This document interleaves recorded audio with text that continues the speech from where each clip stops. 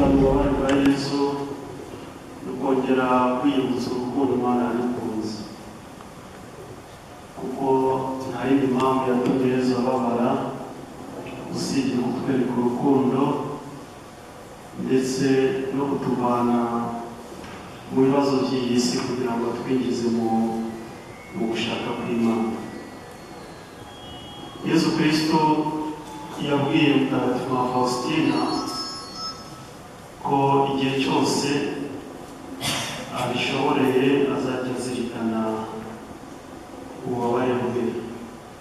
Yamusabye kenshi kujya abikora saa 9 kuko ariyo saha twibukaho urupfu rwa Yesu Kristo. Dutangiye inzira y'umusaraba mbere ho gatoya, twizera ko isaha y'impuhwe iri bugere dusoza inzira y'umusaraba. Dusabire rero igihugu cyacu ubumwe n'ubwiyunge, kugira ngo ubukristo bwacu butubyarire ubuvandimwe. Turakoresha uburyo bwa gatatu mu gatabo ka kabiri k'inzira y'umusaraba. Mu izina ry'Imana Data, Mwana na Roho Mutagatifu. Nyagasani Yesu Umukiza wacu, turakupfukamiye tugira ngo tubabarire twe n'abacu bapfuye bose.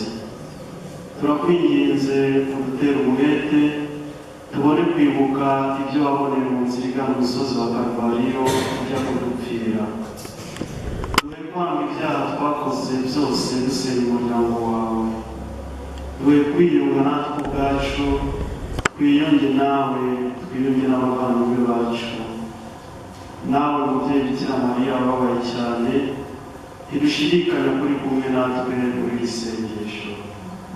Turagusaba tukwizeye ngo duhakirwe iyi nzira y'umusaraba, turongere ingabire ngombwa zose ngo tubashe gusa na Yezu umwana wawe.